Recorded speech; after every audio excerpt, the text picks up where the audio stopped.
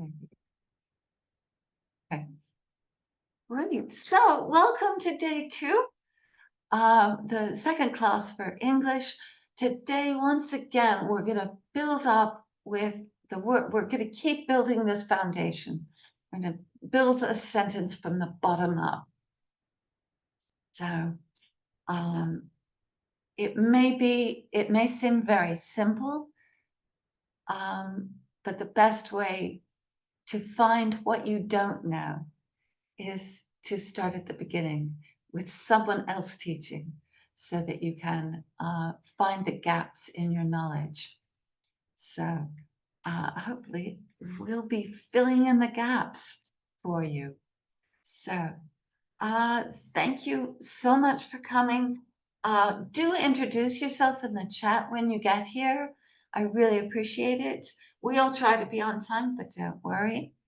Try and use the same name. If you can join up with the same name each week, that'll really help the admin for this group because we are trying to, we actually need to keep track so that our funders keep funding us. All right, that's the most important part. So feel free to raise your hand to ask a question. And keep your microphones muted, especially if it's noisy in the background. But do turn on and ask a question if you have one. Try and be patient. We're all learning at different levels. And yes, I'm learning something new every time too. So, and do ask me to repeat myself or slow down if you need. All right. So, what are we going to do this morning? Once again, we are going to start with a basic sentence and then add more information.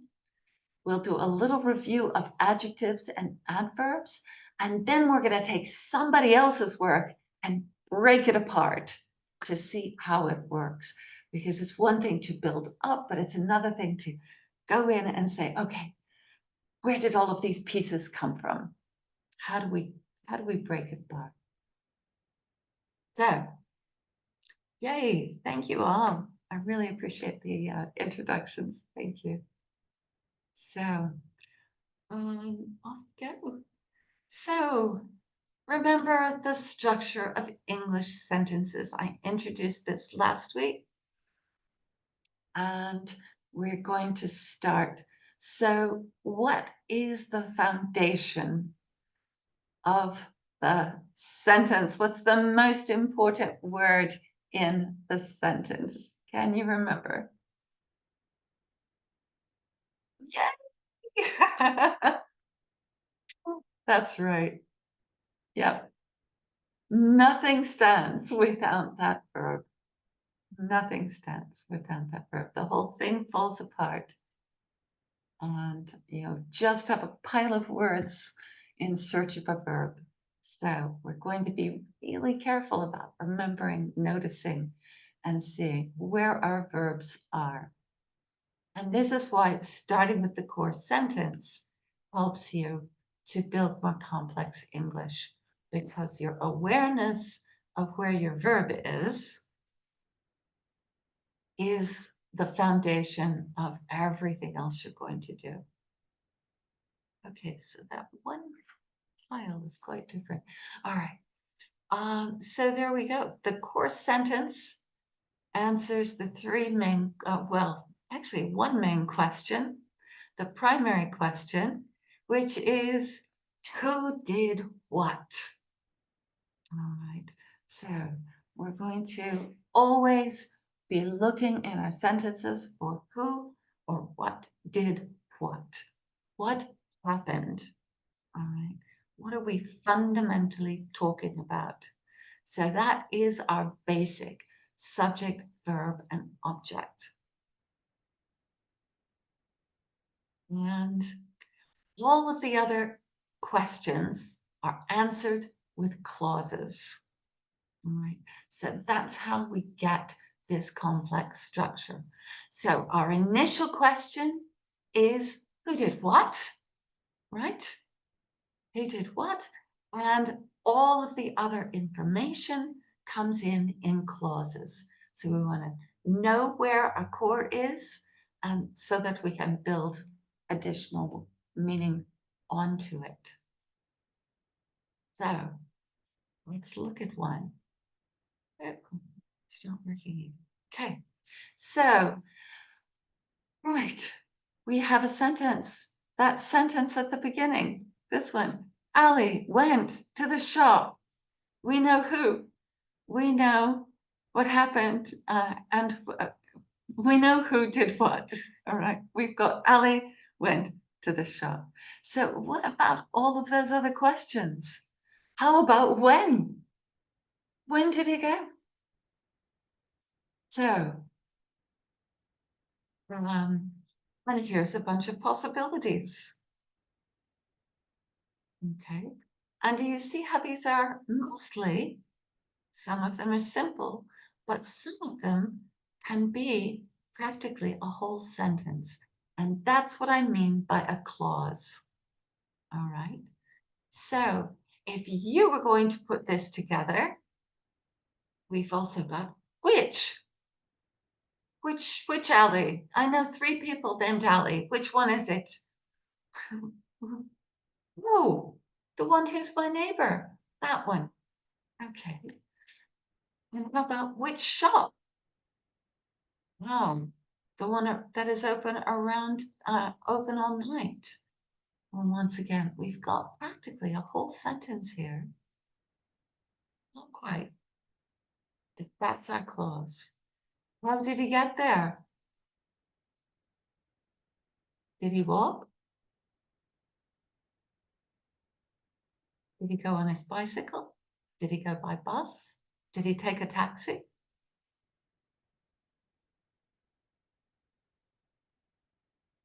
And where? Where's the shop? Ah, it's around the corner. It's in Paris. I should have another slash there. Oops. There we go. Is it in Paris? Is the shop in Paris? Is it around the corner? Is it across town? Oops, I see. I've got around the corner twice. We don't need it twice.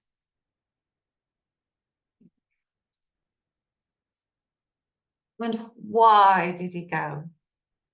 Why did he go to the shop? Right. So right now, when you write a sentence in the chat, see how many of these questions you can answer. Where will you put the information? Where will you put when? Where will you put which? What are you describing? Now, English does not have cases in the way that other languages do. We don't gender our nouns. So placement is very important. Okay. So in German, you can put an adjective very far from the thing it is describing because the case will tell you what goes with what. But in English, we must put things next to each other carefully. So try writing a sentence in the chat. You could just answer one of these if that's most comfortable, or see how many you can put in the blanks in this sentence.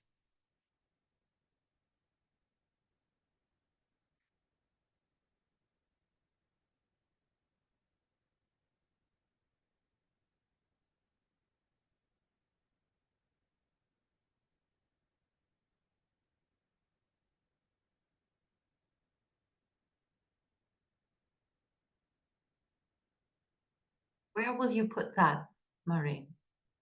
Which of these blanks? I should, you know what? I should number these. I will.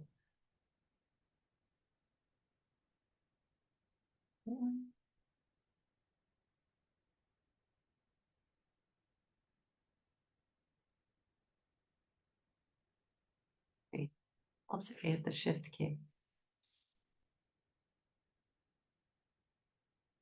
Yep.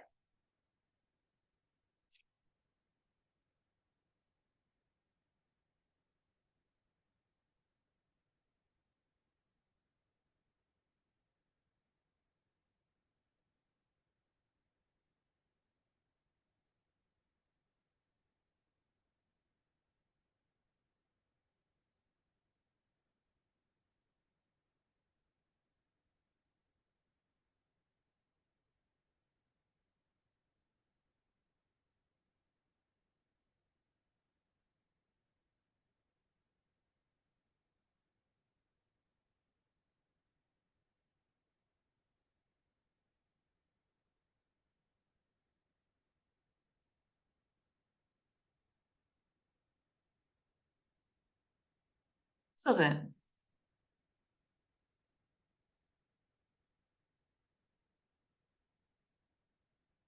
Excellent.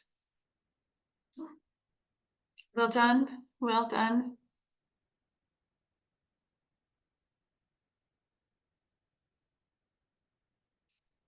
That's great. So feel fantastic, Noreen. Excellent.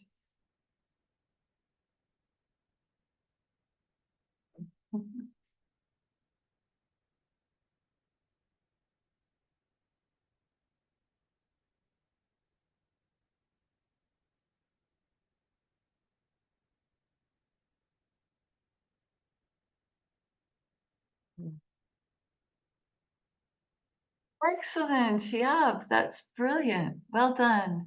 Sophia, very good. Very good. Fantastic. I like in the town center. Very good sentence. Well done. Very good. I like that, Ellie. After this class, I'm going to Tesco to buy some stuff. Excellent. Well done. After work. Yeah, well done. Okay. Excellent. Okay. So, um, this is, you've been very accurate. I'm really pleased. Okay, so this is fantastic. Now, the reason that I'm spending so much time focusing on clauses right now, when you get into academic English, the clauses become very important. And we're going to get much more detailed about what kinds of clauses we use. So I know this feels easy. I know this feels basic. Um, but uh, the the important thing is it doesn't matter what level your vocabulary is.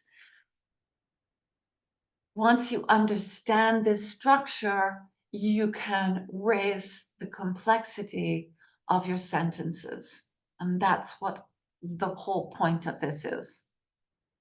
And so the repetition is to help make it sticky. um, so that we can remember. All right.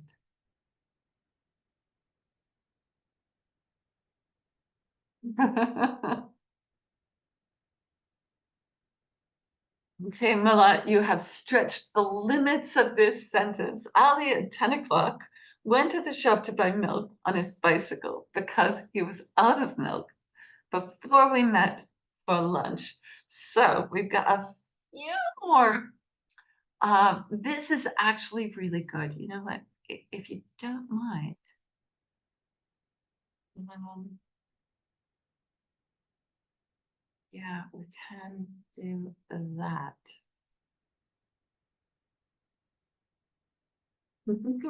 No, that's quite all right. Really good. Okay, Mulat. Yeah, let's look at this one. If do you mind if we take a look at what works and what doesn't work with this one? Because it's a really good sentence. But is that okay? Mulat, do you mind if I use your sentence as an example? So let's look at this because this is a wonderful sentence. And I want to, there we go. And don't worry about it. Yeah, there we go. I can't spell, so there's no error anyone can make that's going to be worse than my usual errors. So, um, there's a couple of things. Now, if we move, so Ali at 10 o'clock, so we put a comma in there, right, to separate that out, went to the shop. to buy milk. Now, we've got went to the shop to buy milk on his bicycle. Where does it sound like the milk is? Can you hear that? He went to the shop to buy milk on his On bicycle. bicycle. The milk is on Yes. bicycle. So where is the milk?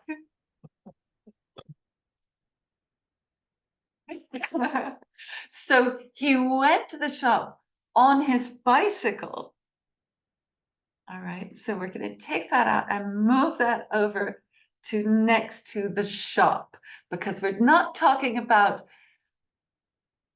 yes, it's the modification. This is where I say we have to put things next to each other. The bicycle has to be next to the shop because it's the went to and his bicycle that, so there's two places we could put it. We could say he went on his bicycle. Okay. And actually, this is a good practice. So we're on his bicycle is saying, how did he get there? How did he go? All right. So he went on his bicycle to the shop. Why did he go to the shop? So that's answering why. Why did he go to the shop? He went to buy milk. Why? Now, the because also works. Sorry, I was getting a funny, it does that. Okay. So,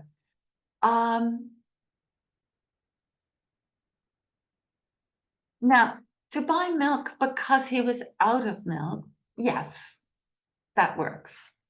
Okay.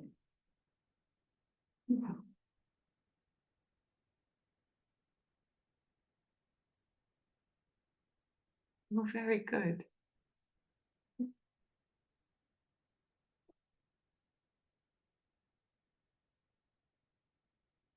Very good. Yes, you're getting it. All right, so now we've got Ali at 10 o'clock, went on his bicycle to the shop to buy milk because he was out of milk.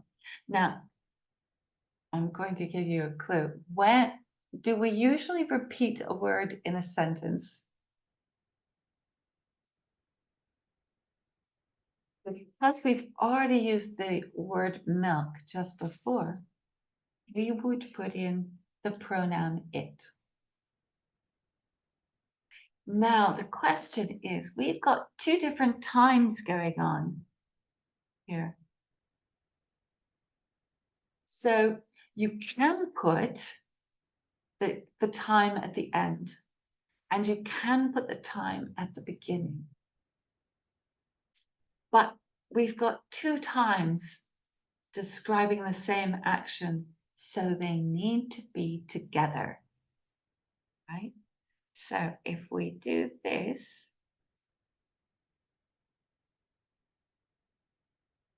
the adverb needs to go next to the verb that it's describing. That's the most important thing. This is part of what I'm trying to show you, is that so at 10 o'clock, before we met for lunch,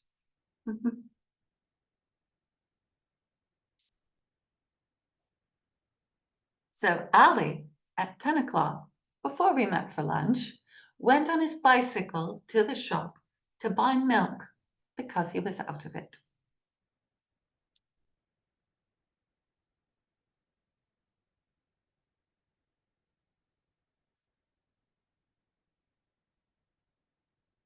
So we've got all of the time modifiers collected together.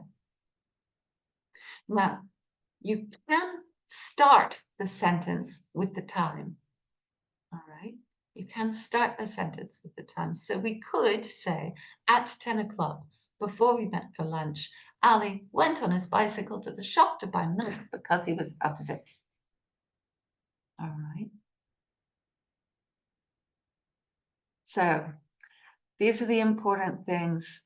On his bicycle describes the verb went. all right? So that needs to be there. So here we go. We've got our verb, and this clause, let me see what I can do for that. Ooh, I hate that. Yeah. I guess we'll make the clauses pink. So this is the how did he go, and the how for going needs to be next to each other. So that adverbial phrase goes next to it. Yes, Samuel, you've got a question too? Yes, my question is just on how do we differentiate the word by, like when do you use the word by and when do you use the word on? Like for the case of the sentences you gave us, there was by bus and on the bus hole. So when do we when do you use by and when do we use on to describe the means by which you went? Well, because, okay. It's because we've specified which bicycle. All right. If we could also say on, if we used the article in there, we could also say on the bus. Because if we take the possessive pronoun out of here, if it's not his bicycle, if it's any bicycle, we would say by bicycle. All right. So if we don't have either an article or a possessive pronoun, then it becomes by. And so this works with everything. By car. Oh, no, by train. Car is different. On the train. Did you travel on the train or by train? Okay.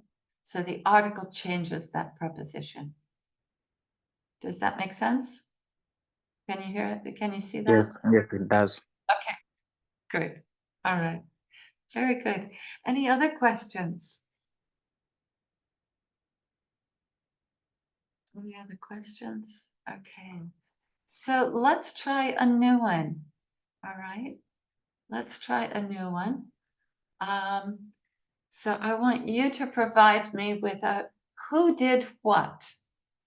Well, why is car different? Oh, because you travel with a car rather than on a car. That's why car is different, Salah. So now,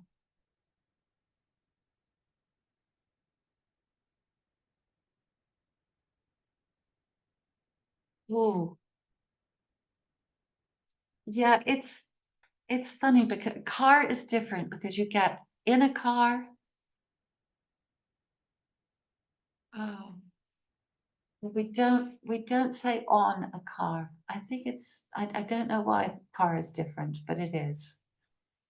So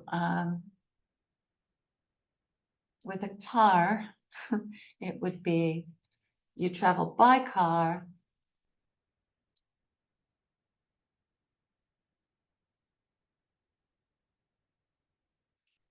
or in your car.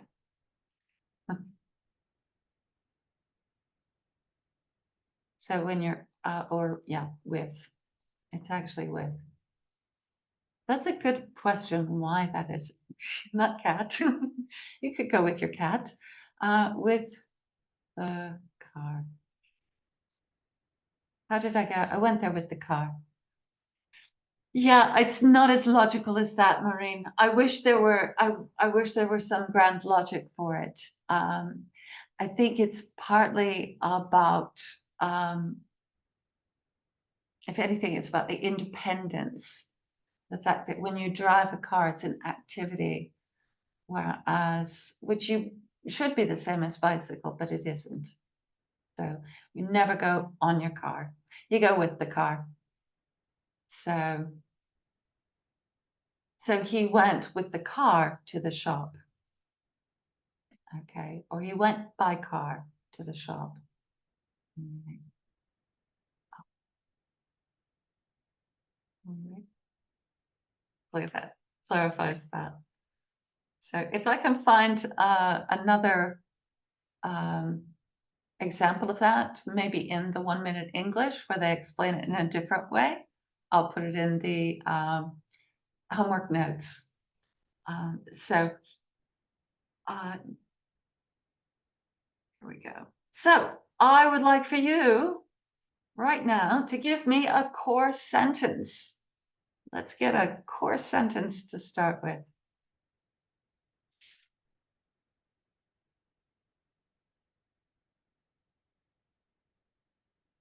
So we need a who did what.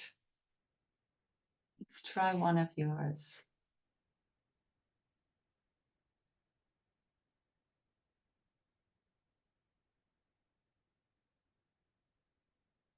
Who did what? That's all right. Yeah, I mean, if I wish it were that that logical, but oh well. So, all right, I need a core sentence.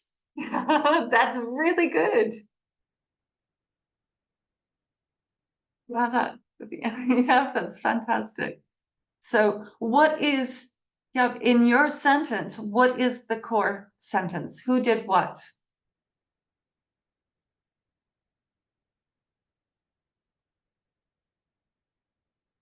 I want you to be able to focus on that core. You need to be able to recognize it. Then we're going to go to a news and levels article and find those core sentences. I hurt my leg. Okay. Yesterday as answering, we're only answering who did what. Okay. Core sentence. Who did what? I went to the city. Excellent. Okay. So we can put that in. We can go, I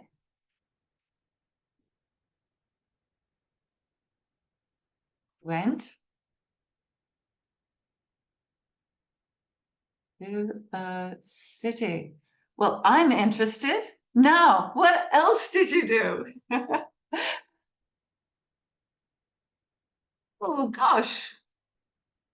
Now, Maureen, that's a great sentence. I mean, it's a terrible, tragic sentence, but it is a great sentence.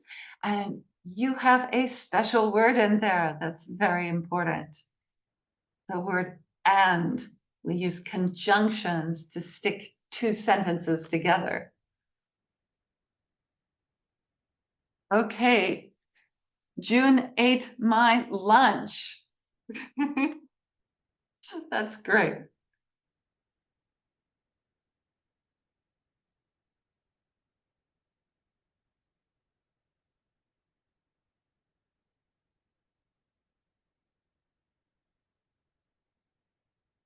Excellent.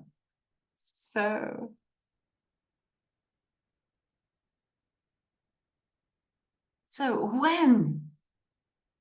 So if we stay with this simple one, with the went to the city. All right, we've got went to the city. When? Give me an idea of what when. Oh, very good. John went to Primark today to buy shoes. Very good. Today morning. This morning is how we would say that. Okay. So Steve, today morning would be this morning is how we say that. Okay.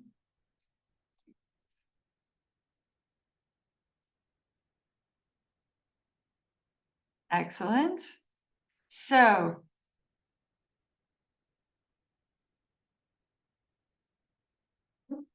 Well,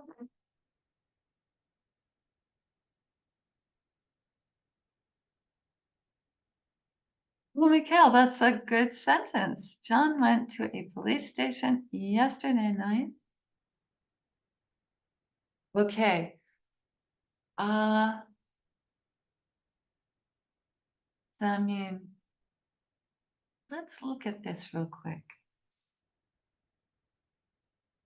So, by last day, Samin, do you mean yesterday?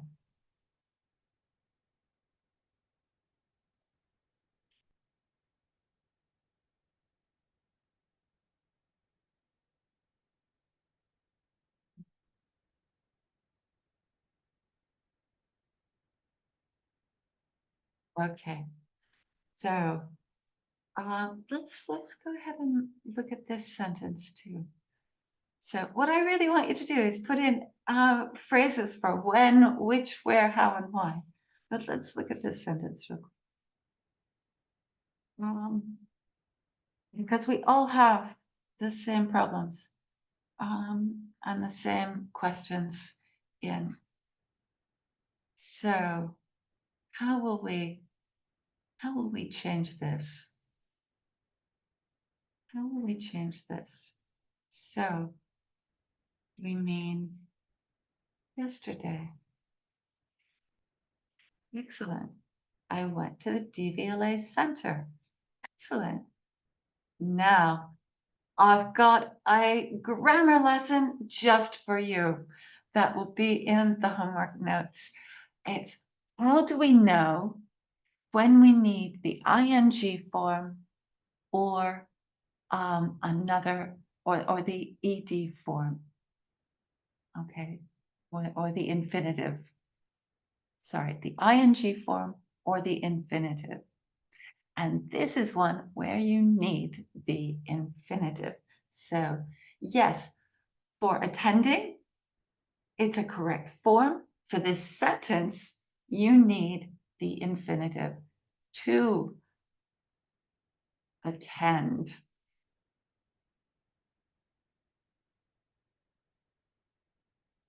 And at that point, we don't need the extra. Oops, why is this being so difficult to see?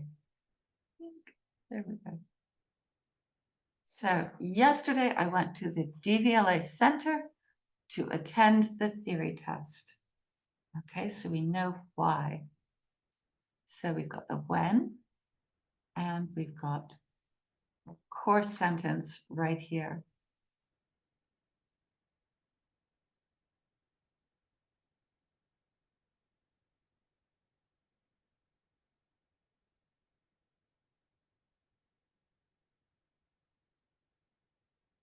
Excellent.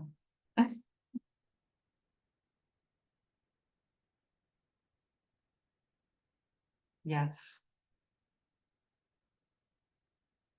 And this is the reason why is to attend. Exactly. So yes, you've got it, Nina. So what I would to do. So if we're still back with the I went to the city. So what are some of the ways that we can say when?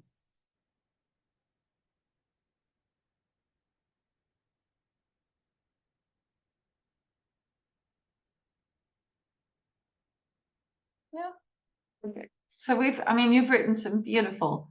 So it can be, I could say early this morning. Yeah, bolding, it's too much bolding. I could say early this morning. Right. I could say yes, yesterday afternoon. And someone, and there we go. And last evening, I just someone say, I was walking with my friends across the beach. Oh, how beautiful, Hashim. Right. Right before meeting you. So we can do 8-4, meeting you. I like that one too. Excellent. So, um,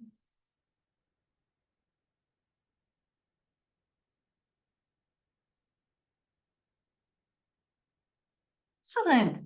Oh, this is wonderful. Your sentences are getting clearer and clearer. I love the examples you're giving me. This is brilliant. Yes, we can say last weekend.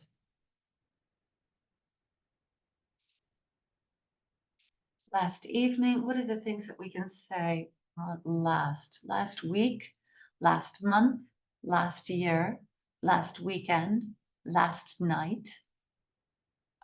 We cannot say last afternoon or last morning. So, but we can say last evening or last night. Okay, very good. Or decades ago, yes.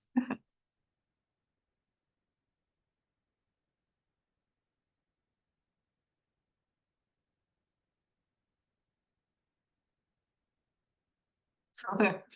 Okay. So,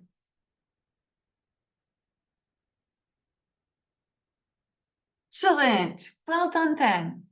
Very clear.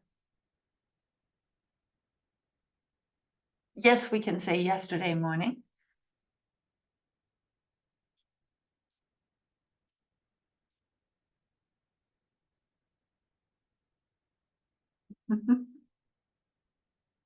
Yesterday afternoon, yesterday evening, but not yesterday night.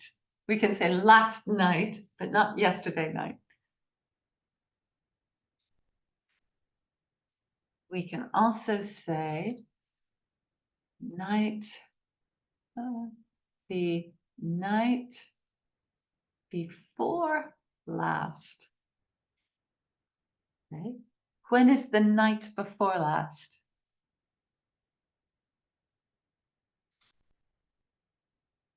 Ages ago, yes.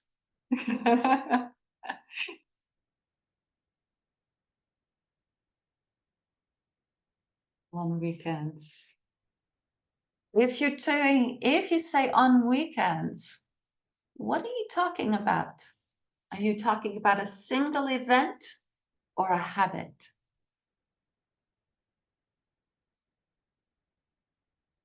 Yes. Very good, Sir Phil. It is a habit. Exactly. All right. Well done, guys. This is brilliant. Look at all of the things. So when is night before last? Is it yesterday or the day before that?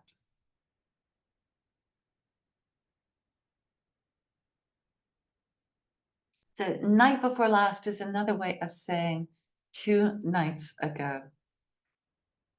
And that works with day as well.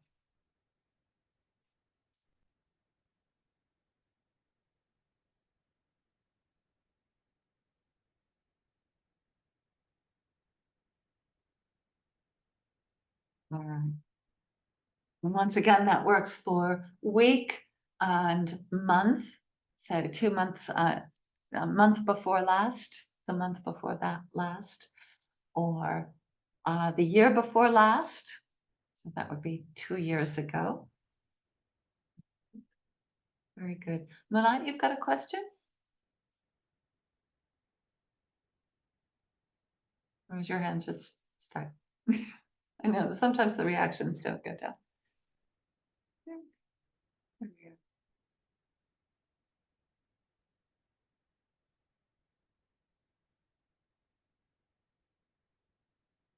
Really well done. Good stuff. So then, which city did we go to?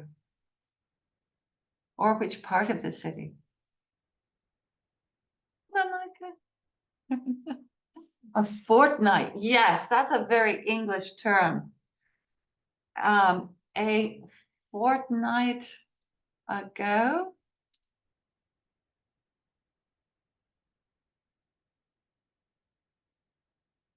2 weeks past. Right? And in a fortnight is equal to 2 weeks out. Okay, so we can talk, yes. So by using to the city, we can do some interesting things to the city, by the ocean, to my favorite city. Lots of ways we could talk about that. Okay, I'll leave you as stretching it in a few weeks or a few months. Yeah, we could say that's true. Oh, this is fun. I'm not going to worry about the which. We're obviously, if you say to the city, then you know exactly which city you're going to, or the other person will, or you'll need to describe it in some way. So we'll drop that one. Ooh, yes, in a few weeks' time. In a few, sorry, I've got a tickle. Weeks time. So this, when we use in a few blank time,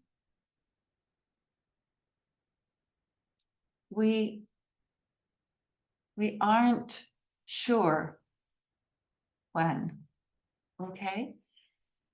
So if we say in a few months, in a few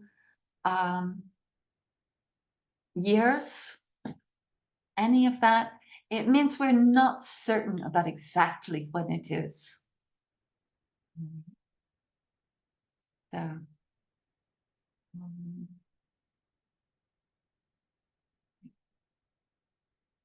so let's go and take a look. So I've got, I want to do a warm up for the homework assignment, and then we'll have to break for a bit. So the homework assignment is news in levels. All right. Again, and this time what I would like you to do is break it apart. So find the active verb in each sentence. Get the core of who did what. And then, just like we have here, build up all of the other answers to all of the other questions. And you can write that on the storyboard as your homework. All right, this is the top homework for today. So let's take a look at what that means real quick. Let's have a go. All right. So here is a story that I've clipped from there. This is at level 1. So, and I have included the links in all of these. So simply enough, if you can, if you've got that annotate button available to you, that's the one that turns your cursor into a pencil. It should be in the lower left corner of your screen if you're on a Microsoft system. And it gives you a menu that you can use to write on the screen. I would like, if you can, in each sentence, what is the verb? So let's see if we can find all the verbs. So starting with the first sentence. Yay! Fantastic. So this is the base level. The verbs are simple. Yes, you can say in a couple of days or a couple of weeks. That is also correct. Yes. Okay. Climbs. Yes. Excellent. There is a hole. It is 2 meters deep. Excellent.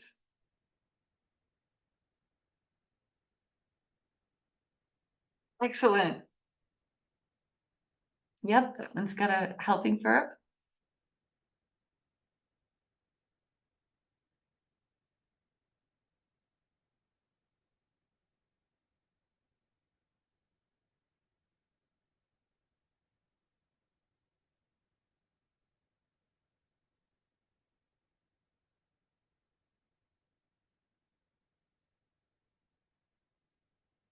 Yes. Exactly. Very good. Yay, fantastic. So we understand the story. So tell me, who did what in this story? Who did what? The whole story. What's the core? What's the core idea in this story?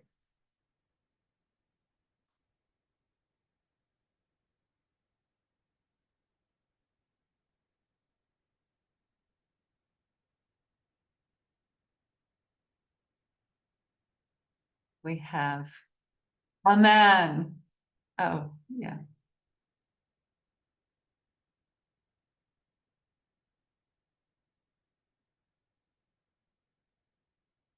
Climbed the mountain, right? A man climbs a mountain and falls into a hole. So we've got two things that happen. He climbs the mountain, he falls into a hole. All right. What does he do then? He climbs out. Excellent. Man climbs a mountain. Exactly. He climbs a mountain. That's the most important thing. He climbed a mountain. And then lots of things happened. Okay. Very good, Maureen. Excellent. So we can boil this whole down to the core action. He climbed a mountain and then things happened. So let's keep going. Does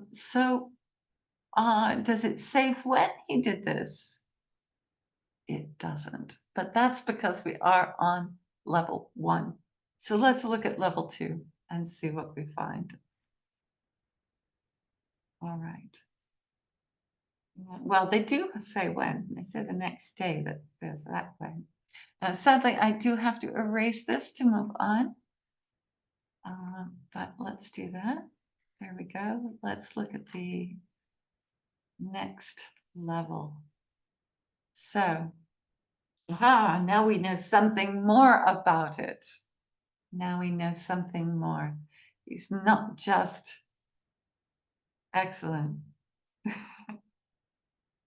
So now we've still got the man, but now we have his profession. Okay, so now we have a professor. Right. Once again, he was climbing. There we go. There's our verb. And he was climbing in the hole. Fantastic. What happened? He fell down a hole, 22 meters deep, and he got trapped. Very good. Very good. You've got all the, yay, your verb. Your verb identification is fantastic. Now, going to die, that is a verb, but is it the active verb or is it in a clause? What is the who did what in this sentence?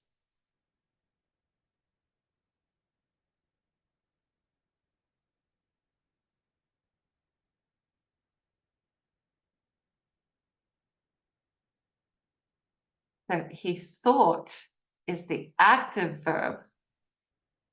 Okay. Thought is the active verb. The man thought. What did he think? He thought that he was going to die. So that's the clause that forms the object of that sentence. What did he think? He thought that he was going to die. So the verb is thought. The man thought.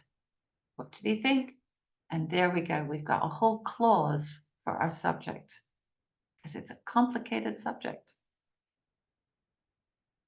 Yeah.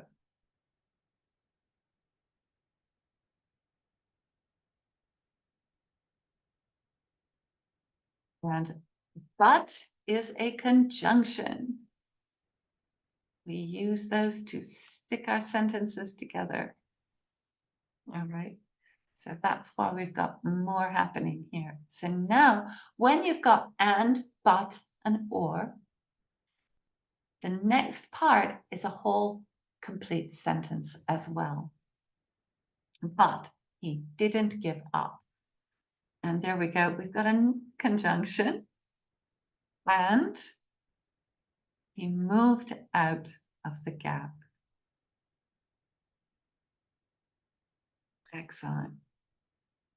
Give up is a really good phrasal verb. Excellent.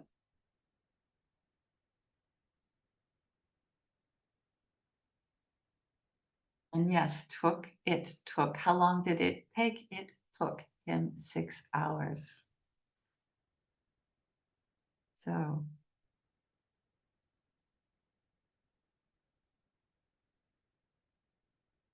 he reached his tent in another 3 hours and help came the next day. Really well done. You guys are analyzing these things very, very well. Good job. Good job.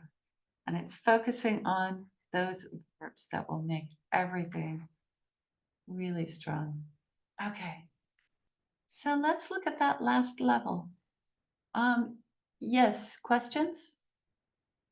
You can turn your mic on and ask. No worries. Well, but then we're gonna have to take a break. We can't get too lost. Sorry about that.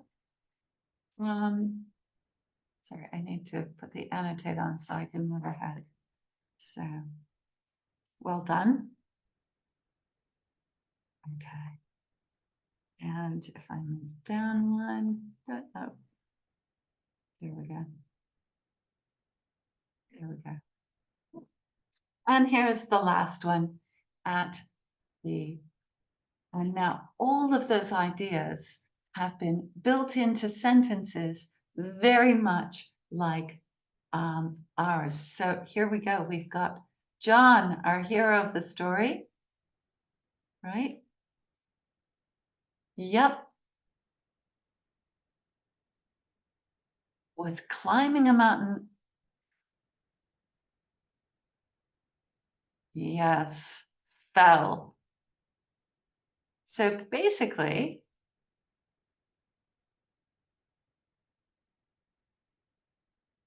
we've got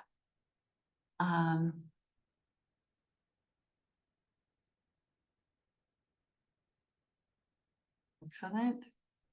And we've got a conjunction here as well. There we go.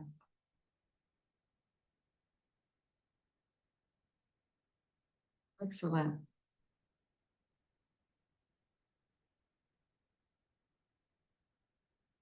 Good job. Yes, linking words and but and or. So remember, whenever you've got that, you've got. Now, we don't have to have another subject here because we're talking about the same subject. If it involved someone else, we'd have to make sure that we put that subject word in, but we're still talking about John. He was climbing and fell. There we go. But always watch for those verbs that are in clauses because they don't count as the active verb of the sentence. If you put a verb up in a clause, it's no longer that verb at the bottom that's supporting the sentence. All right. So, all right. Good job, everyone. Fantastic. I'm looking forward to seeing what you do in the homework. I will be checking it. And you can please do ask questions when you need to.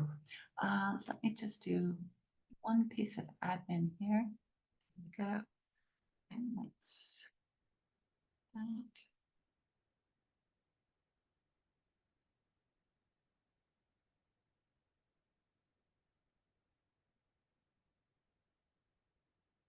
Sorry, can I ask a question? Mhm. In level 3, I don't have a problem with the grammar and using the clause, but I have a problem with the meaning of the words. For example, film, another in crevasse. It's like a word, is that right? But I don't know, and I don't know the meaning of these. Is these words usually used in um, ordinary things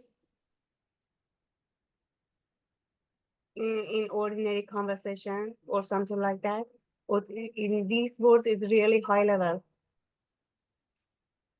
Okay, wait a second. Sorry, I'm scribbling on the screen and making a terrible mess here. I'm gonna close the sharing so that now I'm gonna have to stop sharing for a second. Sorry. Um,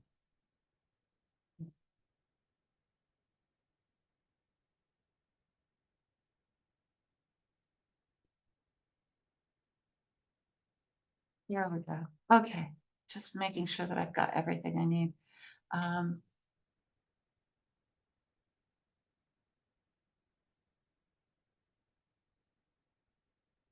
Sorry, let me go back to the share. Oh,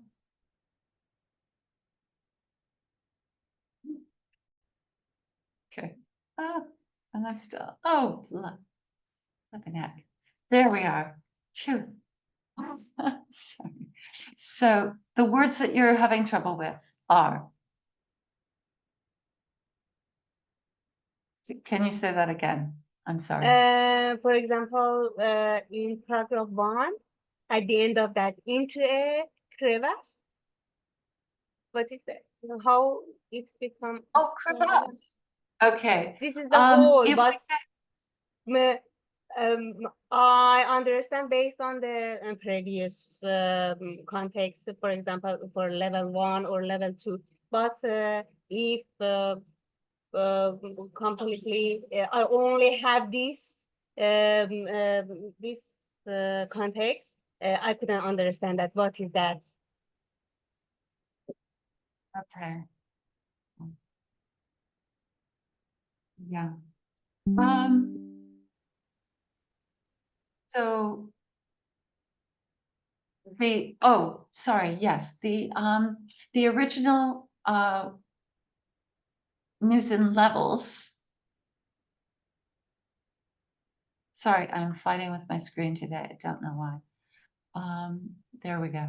So in the original news and levels, we have a definition for crevasse. Okay. So if you do want to go to that, so words like that,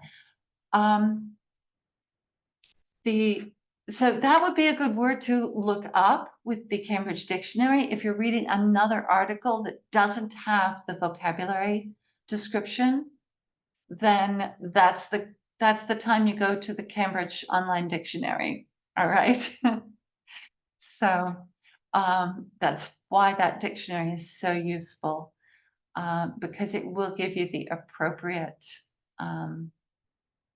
definition for that word.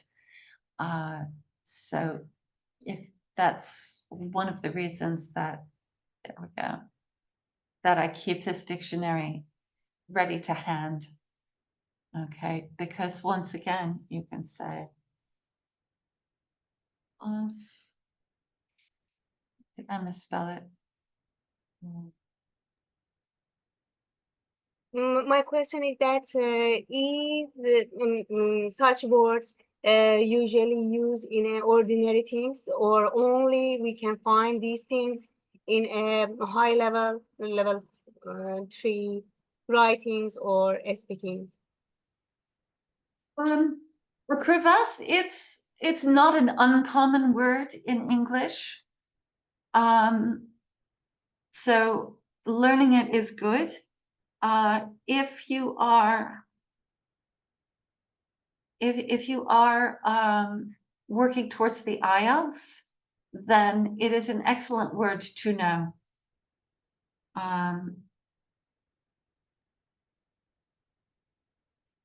and those are the kinds of words. It's why I'm giving you the reading materials that I am giving you, because they do build your vocabulary specifically for the IELTS as well as the other things. So speaking of which, we have come to, I've run over time again. Hello. But let me just go to, the homework. So I've got some specific homework for you. This will be in the homework Padlet as well. All of these things are there to build your grammar and vocabulary. That's why I've chosen them, because they're really efficient ways of building both your vocabulary and your grammar. Because if you learn the word with the grammar structures around it, then you know the word. Here's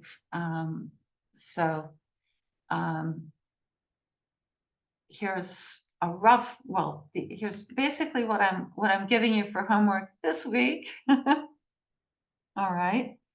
No, how can I do this? So I'll go ahead and put that into the chat as well. It will also be on the homework page on Padlet after class. Give me a few minutes to get everything put together, because I'm going to add a few things as well. So write some simple sentences, make them compound, answer these questions, and listen to some articles as well to keep building that vocabulary. All right. We're going to take a 5-minute break. So for overtime. And then we'll come back for the IELTS version of the portion of the class. All right. So thank you very much. Any questions? Please go ahead and can you unmute Lily if you need to talk? Can you unmute? Hiya, ma'am. Can't hear you. Can you hear me, ma'am? Yes. It's me, Mehreen here. Good morning, ma'am.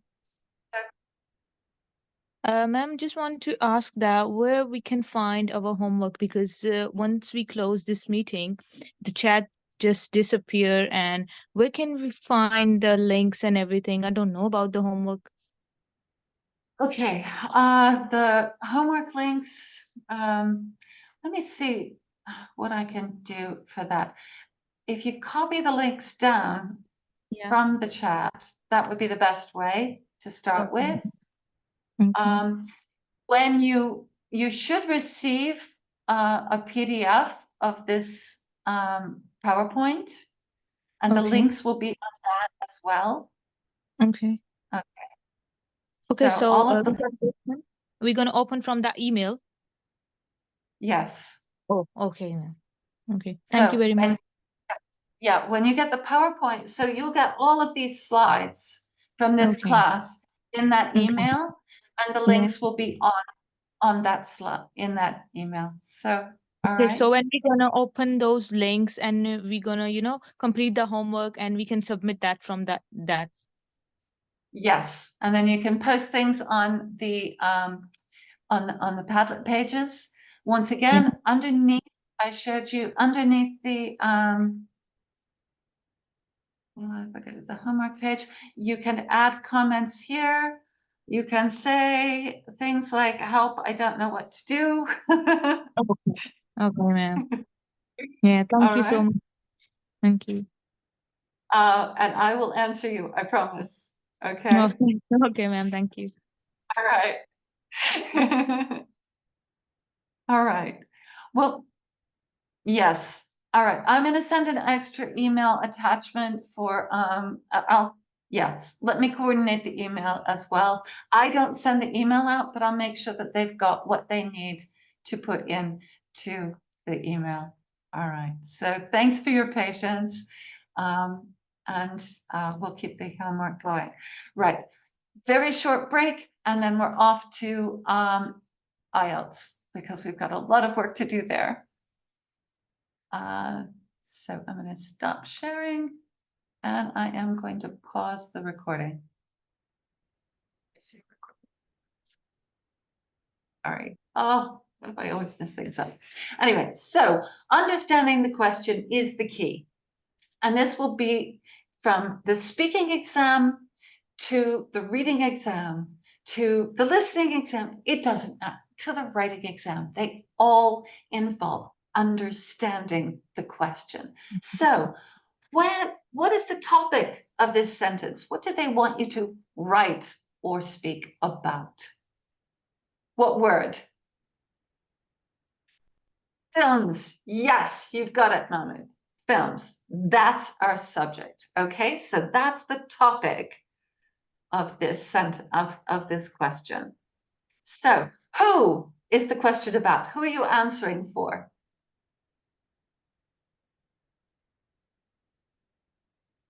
Yes, yourself. Personal question.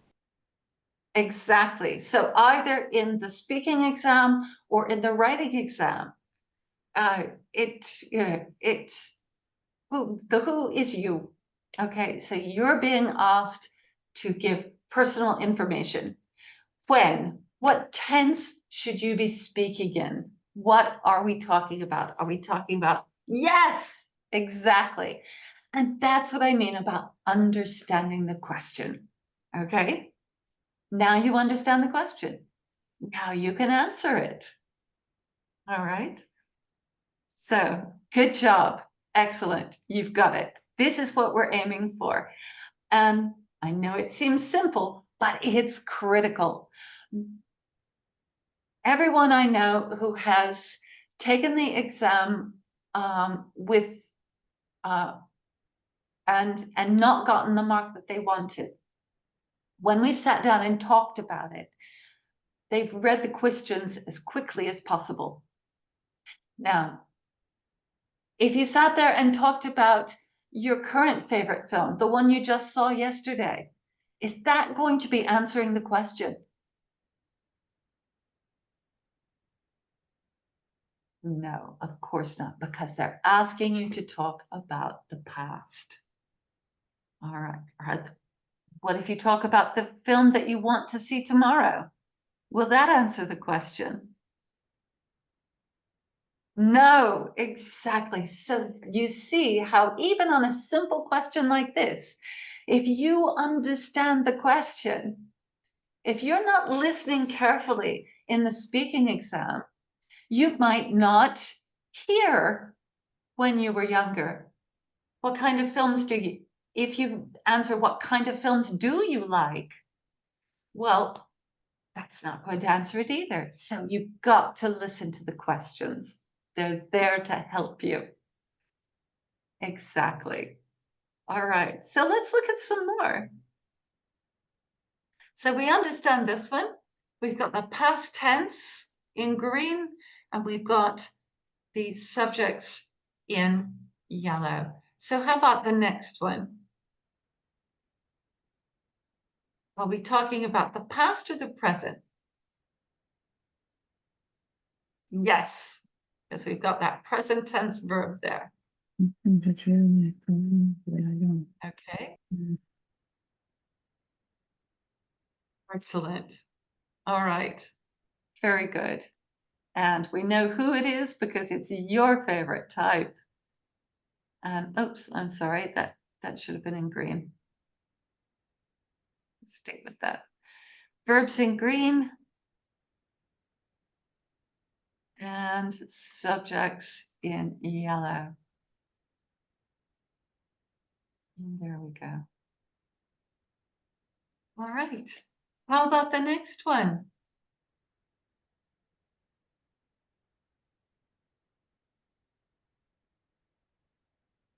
Present, once again, because we've got that present tense verb. Do you? What do you do? Do you spend much time shopping? Excellent.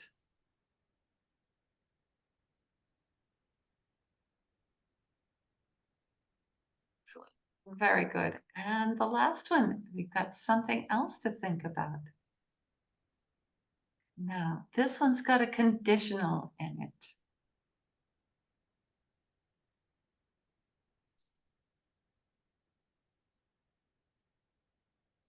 What about this one? Would you prefer to live in a city or a village? Yes, it is conditional. When are they asking you to talk about? When are they asking you to talk about? What time? Yes, Steve, you've got it. The conditional is would. Would you prefer? It's would, could. Those are conditionals. All right. Yes, exactly. So that conditional is asking you to think about what could you do? What would you do? Where would you like to be? So, someday I would like to live in, yes, okay. My plans are that I will move to a very small town along beside the ocean. You know, you're talking about future hopes and dreams and plans. What else? There's opportunities because you're talking about your preference. You also have a chance to talk about the past. I used to live in a big city, but I prefer to live in a small town. So when I have a chance, I will. So you see how that develops the kind of language that you can express when you are answering that question. So we understand the questions. We see how to find the important things. And by the way, it's not asking you where you've lived, what you prefer. What you prefer. That's the key word. What's your favorite? What's the most important? All right, so let's keep going. Now, how to answer the question. All right, the complete answer contains all of those things we already saw. All right, so if you want to answer a question completely, you need to speak about the right people, you need to speak about the right topic, and you need to speak about the right time. The right time. So all of those things need to be in your answer. And if you have given a complete answer, then someone can guess the question from the answer you gave. And that's how we need to think about questions on the IELTS. All right. So if you write or give a complete answer, someone who reads that answer should be able to guess the question. So what does that look like? Well, here's an answer. My answer is anyone is okay. Do you know what question I was asked? Is there any information in there to tell you what question I've asked? Anyone is okay. Could be. Could be. Look at all of those. It's any number of possibilities. It could be the question about cities or villages. It could be about a kind of film. I don't know. Yeah, it could be anything. Can you tell? So you can't tell the question from that, can you? Exactly. You can think of 100 questions that would have this answer. So is that a good answer? Do you think that's a good IELTS kind of answer? No, it's not. So how about this one?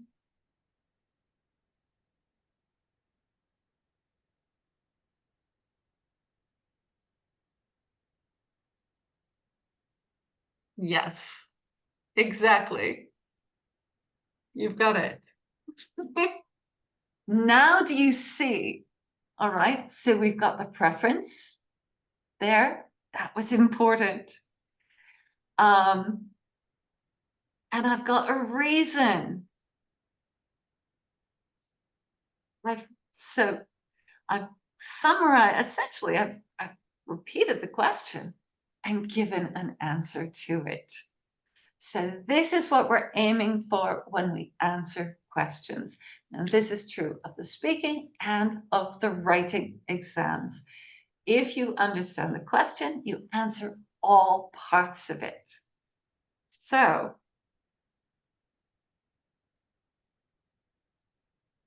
yes, exactly. And if you can give an example. So I prefer to live in a city rather than a village because I like all the shops and things to do. For example, yesterday I was able to walk from my door, buy 2 things to eat, and go and look at and see a film. So those are all of the things I like to do. So I can do all the things I like to do in a city. So I could give an example to further describe the. So now it's time for you to have a go. Let me just clear this. All right. All right. So pick one of these questions and write your complete answer in the chat. All right. So pick one of these questions.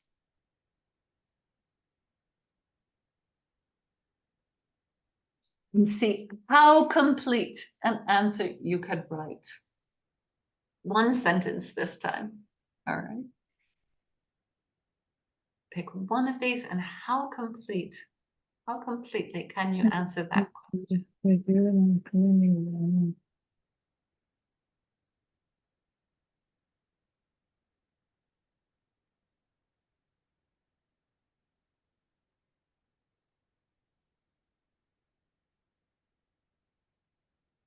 Okay.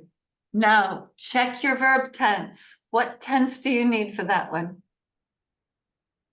Very good, Salah. Very good. Amir, can you make the one correction?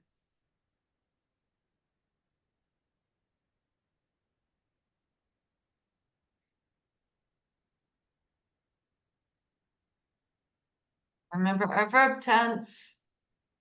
Remember our verb tense. Oh, I didn't write my name. So is it going to be like or? I was young. That is, What do we I need didn't to write add? my name. What's the past tense of like?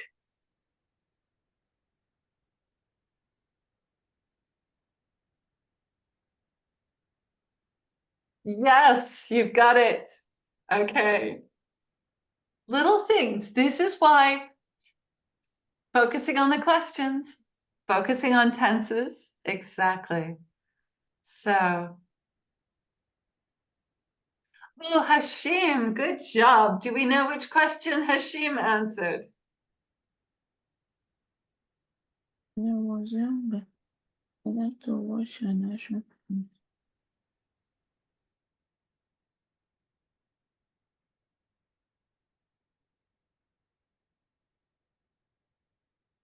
Used to like. Used to like is another way of saying it. So you could do that as well. I used to like. Very good. It's okay. We're all getting used to things, so we can be patient. It's all good. All right. So, very good. Very good. So, very good. You see how Oh, excellent. My favorite type of weather is sunny because I like outdoor activities, for example, riding a bicycle, jogging, playing. Excellent answer, Mina. Well done. Summer is my favorite type of weather because of warm weather rather than cold and rainy weather. Very good then.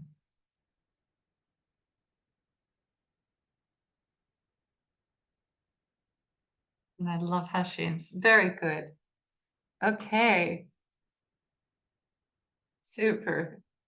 Now we might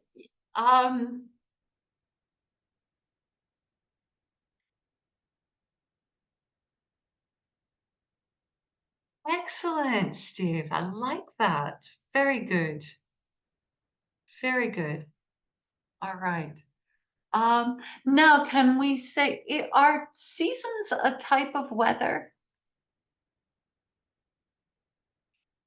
There's a couple of people have used seasons. Which are types of weather? So the seasons are, yeah.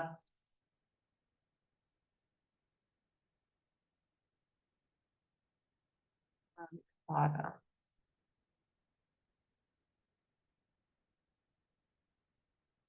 This is where you find out how badly I can spell. You can make all the mistakes you want because I can't spell. I'm very bad. Everyone has to fix them for me. So those are seasons. So if you're answering your favorite type of weather, you can say, I like this season best because I like the weather at that time of year, because I like summer is my favorite season because I love warm, sunny weather. Okay, that would be an answer to this question. If you only use the season, you won't have answered it. So, and the weather, yeah, see, I told you I can't spell. Oh no, maybe it is with it. Oh, well, something's going to have to tell me how to do this. Would be sunny, rainy, cloudy, wet, cold. You could tell I live in England. Hot.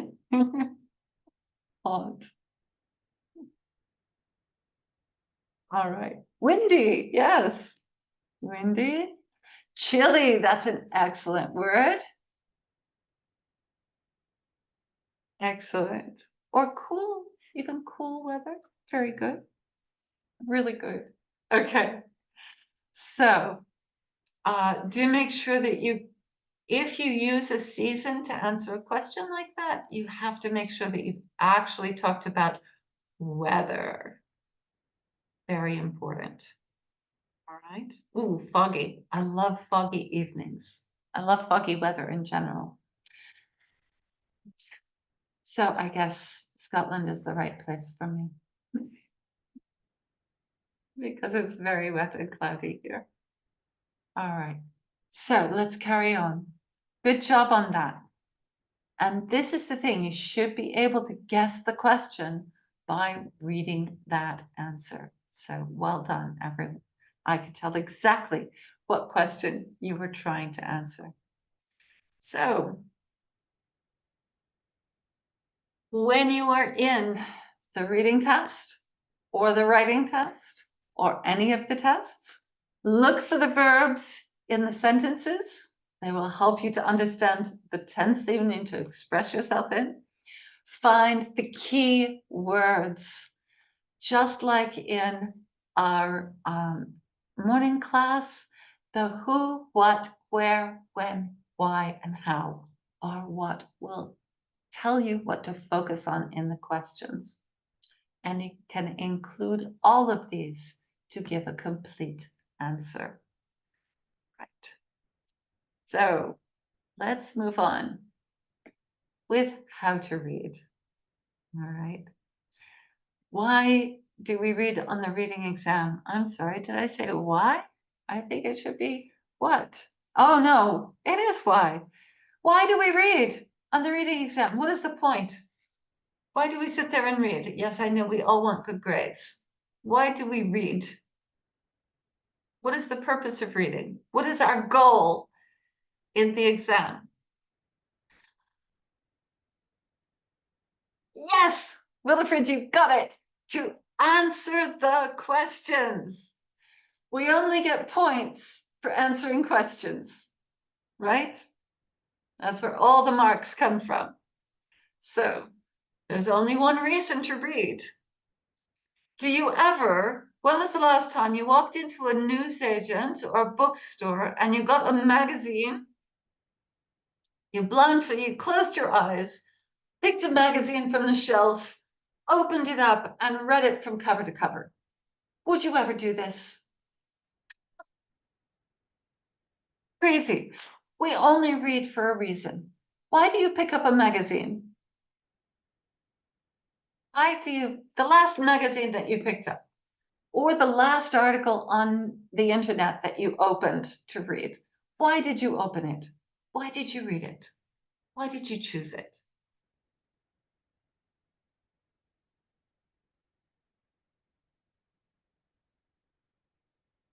You picked up the last magazine or news article that you read. Why did you pick it up? Why did you open it? What caused you? What did you see that made you pick it up?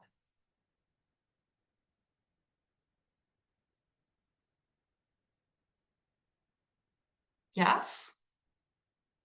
The cover page, exactly. Interest to get it. Yes. So you picked up the magazine. I would never go into a shop and pick up a magazine because it might be a magazine about motorcycles. And I'm not interested in motorcycles. I mean, they exist, but I would not want to read a magazine about motorcycles. However, if someone asked me a question about motorcycles, would I then maybe have a reason to pick up that magazine? Exactly. So we go to things to answer questions for ourselves. Oh, there's a celebrity I love on the cover of that magazine. I wonder if she's said anything interesting lately. So I will pick it up and read it. Oh, there is an article on the environment. I wonder if they're going to tell me anything I don't know. We read to answer our own questions. All right. So tell me what this article's about. You've got, I'll give you, yeah, 1 minute. 10 seconds. What's this article about? Can you tell what this article's about? It's too tiny. Yeah. Now, tell me what this article's about.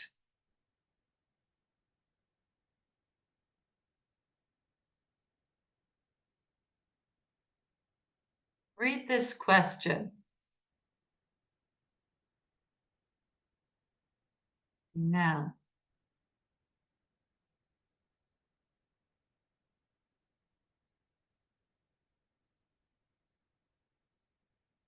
And look at that. Immediately, you know exactly what that article's about.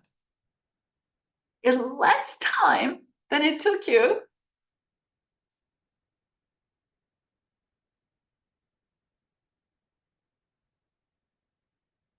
So this is an example of an IELTS question. If you read this question, we don't even have to look at the article. What do we know? Let's see.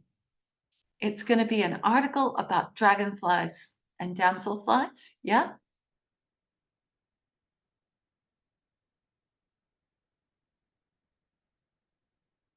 That didn't work. Okay.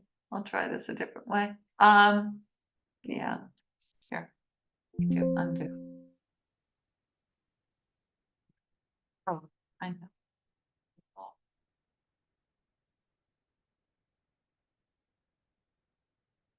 I'll just give it an underline. So it's about both dragonflies and damselflies. Interesting. And here's a bunch of descriptions. Right, so some of them, or all of them, have these characteristics. All right, so do you have any questions in your head? What are you thinking right now? I wonder if they both do. I don't know. Do you know if both dragonflies and damselflies hold their wings back when they're resting? Do they both have saw-like jaws? How about their eyes? Do they both have a gap between them? Or are they different? Where can you find them? Are they both far away from long distances from the ponds and streams? Which species had 19-centimeter wingspan, or has? Which had the fossil? So there we go. So we have questions now.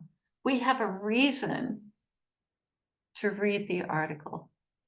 So just like the magazine off the shelf, you only read if you have a reason. Our questions are our reason, right?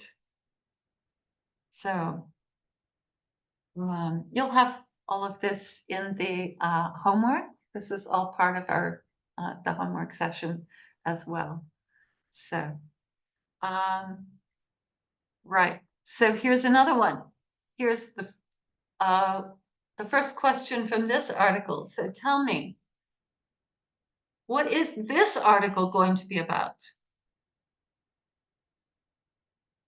So we know the first one's about the differences and similarities between damselflies and dragonflies. What's this article going to be about when we go to read it? Yeah, it's about firemen. There's an interesting thing. The first fire engines.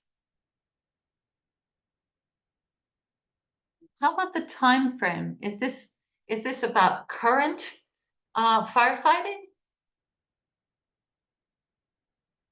Is this going to be about? Yes, exactly. It's a historical article. It's past.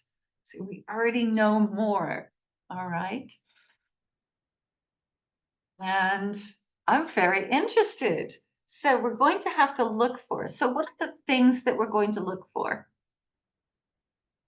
What are the words that we're going to be looking for? Let me see if I can do. Yeah, I could do some lines. So we've got the first fire engines, right? We need to find something about the first fire engines, right? Did they carry water? Did they use hand pumps? Did they have long hoses? I don't know. I'm interested. I want to read this article. I don't know how the first fire engines were created.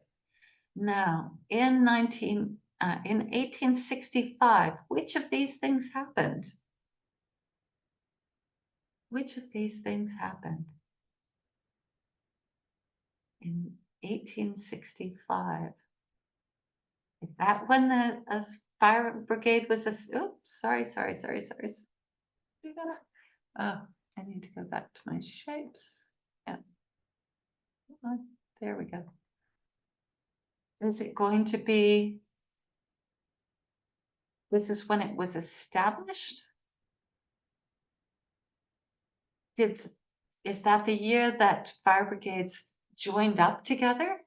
I don't know. See, this this is the thing, you can guess at some of these. I don't think the Great Fire of London was in 1865. Do you? When was it? So we can look for, what are we going to look for when we go to the article? I'll look for the date, aren't we? To answer 22. Yeah, we can look for that date. So we need to, what is a synonym for first fire engines? How about early fire engines?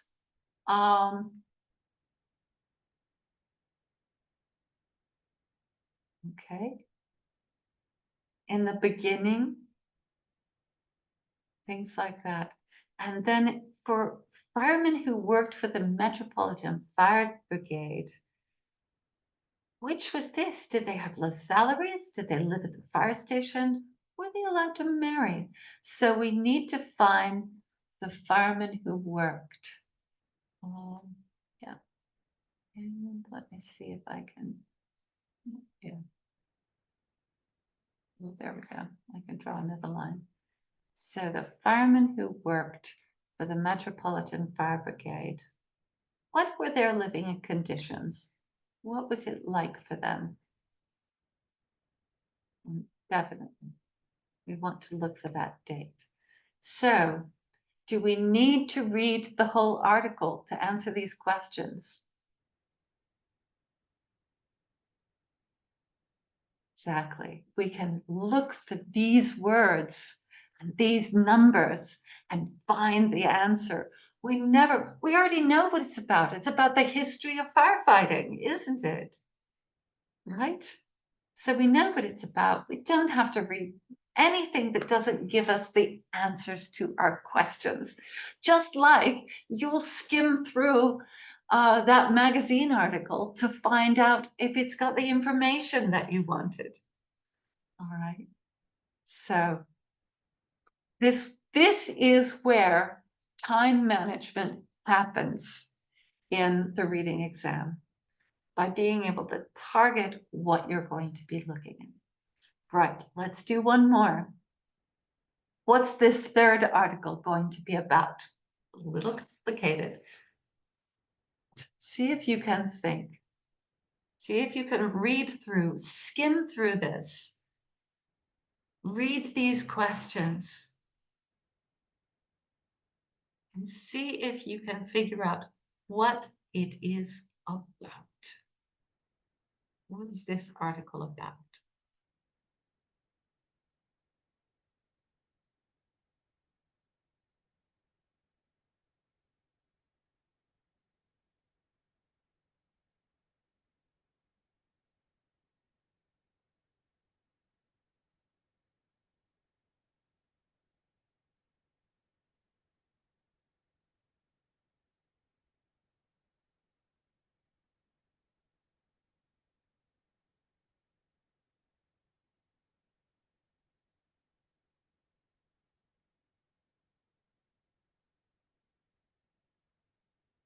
Yes, you got it. You got it. Exactly. Oh no, this is a totally different, these are 3 articles. The reading exam has got 3 articles and you have an hour to answer 40 questions. If you read the articles, you will run out of time. If you read the questions, you will win. So what is this article? Yes, this is the history of the Luddite movement.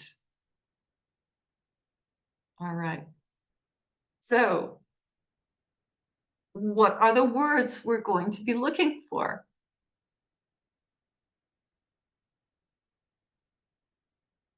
Yeah, lace. We can look for factory owners. We can look for Luddite rioting. So we need to know what happened in the riots.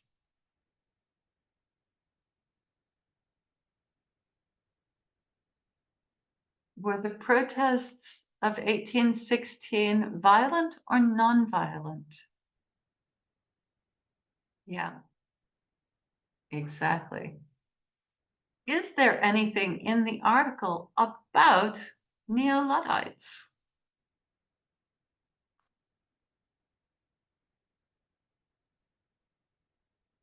So this one, true, false, not given, is one of those that can be a trap. All right. So some of these statements will be true. Some of these statements will be false. How do you tell the difference? Okay, if it's true, then the exact words or the exact information will be positively in the article. That's when it's true. It's like when you can say,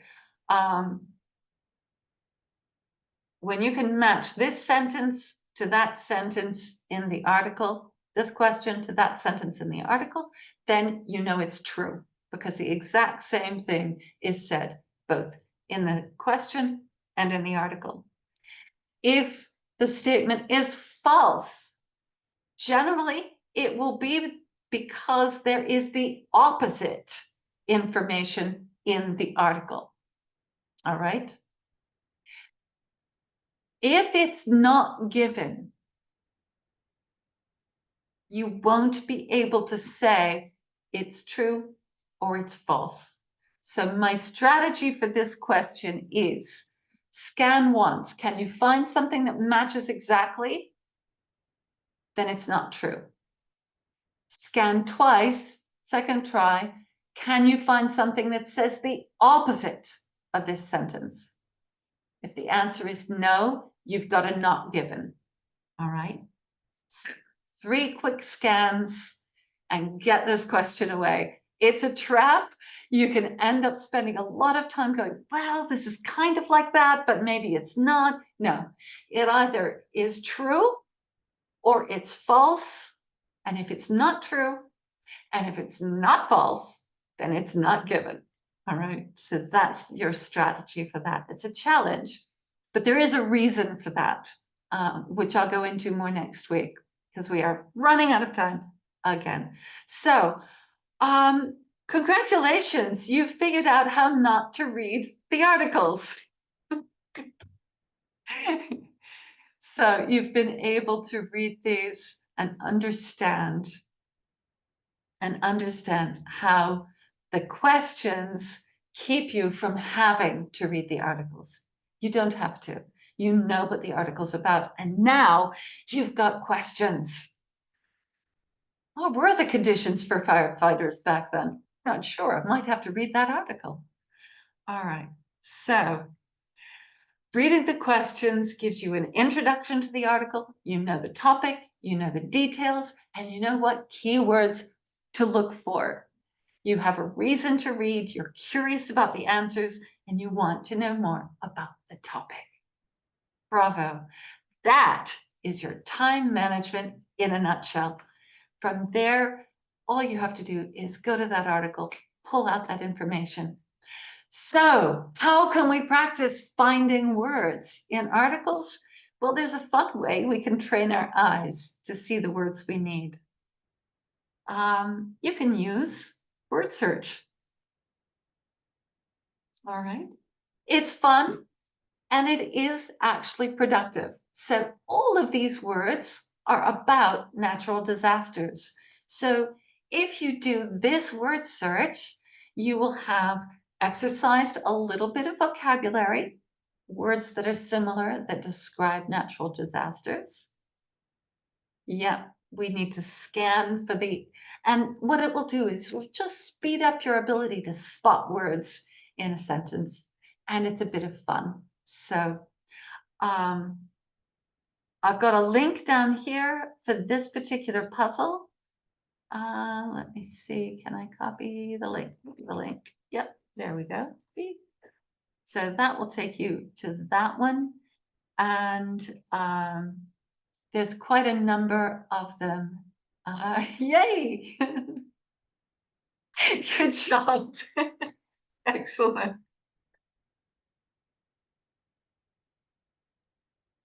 So I've left a link for those. And I've also got links for the homework. But once again, I will put those in the email as well, so that they could go with us. I know, I'm sorry. I'd love to spend all day. I always liked these. I didn't realize they were as useful as they are. So once again, if you have any questions about the homework, you can always put them on the homework board, but there's also my email address here. Okay, so you can always send me an email as well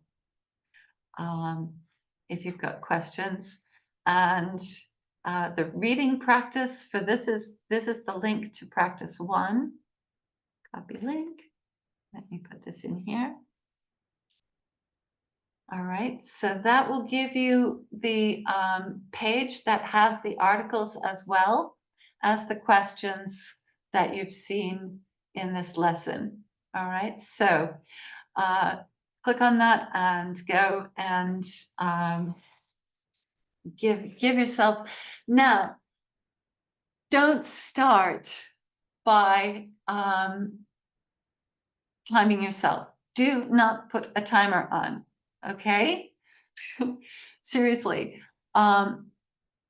start building the skill and then start seeing how long it takes you to do a practice exam. So this first one, no timers, all right? Just read the questions first, find the words that you're looking for, read the article, and then skim and scan the articles to find the information that you need. And I look forward to hearing it. You can send me messages, put notes. The homework is to do a practice exam. It's a practice reading exam. It's that's what that Google Drive will take you to, is a practice reading exam. All right. So we've got all of these questions. To interrupt, ma'am. What we have to read for the practice? You the Google Drive link will take you to PDF of Okay. a practice exam. Okay, ma'am. Okay. Thank So you. read the questions and try and answer them. They'll look familiar because we've already seen what the articles, what the Okay. documents are going to be about. All right. So it's the rest of the questions and the articles from this practice exam. All right. So there you go. Excellent. Yes, I did. I'm pretty sure I've checked all of them, but I will definitely be checking the Padlet again today. So thank you very much. I put stars on all of your homework. So well done for all of the Padlet pages. So thank you so much. I'm going to end the recording now. And